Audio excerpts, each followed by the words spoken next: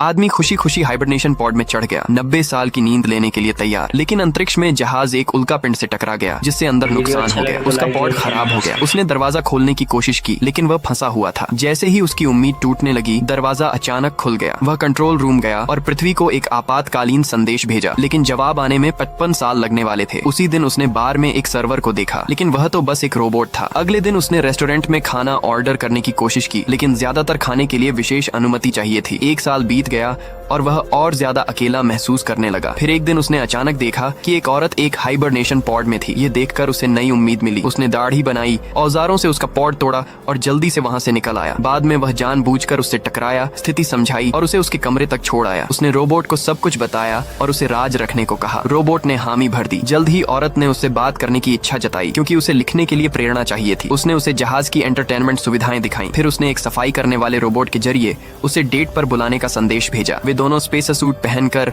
जहाज के बाहर भी गए। धीरे धीरे वे एक दूसरे से प्यार करने लगे। लेकिन एक दिन रोबोट ने गलती से सच बता दिया। आदमी ने इसे झुठलाया नहीं। औरत का दिल टूट गया और उसने उससे दूरी बना ली। उस रात उसने हथियार उठाकर उस पर हमला करने की कोशिश की, लेकिन आखिरी पल पर रुक गई। उसके बाद आदमी हर दिन माफी मांगता रहा, पर वह उसे माफ नहीं कर पाई। फिर जहाज में और भी खराबियां आने लगी और कप्तान जाग गया। लेकिन लंबे समय के नुकसान की वजह से उसके पास केवल 2 घंटे की जिंदगी बची थी। मरने से पहले उसने आदमी को अपनी सबसे ऊंची अथॉरिटी वाली कलाई बैंड दे दी और 5000 सोए हुए क्रू मेंबर्स को बचाने की विनती की। कप्तान की मौत के बाद दोनों ने झगड़ा करना बंद कर दिया और समस्या को ढूंढ लिया। उल्कापिंड ने कंट्रोलर को नुकसान पहुंचाया था और रिएक्टर की गर्मी बाहर नहीं निकल रही थी। आदमी ने चिप बदलकर कंट्रोलर ठीक कर दिया, लेकिन वेंट को बाहर से हाथ से खोलना पड़ता था। उसने स्पेस सूट पहना, बाहर गया और वेंट खोल दिया। लेकिन जैसे ही वह निकलने की कोशिश कर रहा था, दरवाजा उसके पीछे बंद हो गया। रिएक्टर कभी भी फट सकता था, इसलिए उसने वहीं रुकने का फैसला किया। अचानक आग के शोलों ने वेंट से बाहर निकलकर उसे अंतरिक्ष में धकेल दिया। उसकी रस्सी टूट गई और सूट फट गया। वह बेबस होकर तैरता रहा। ठंड से मरने ही वाला था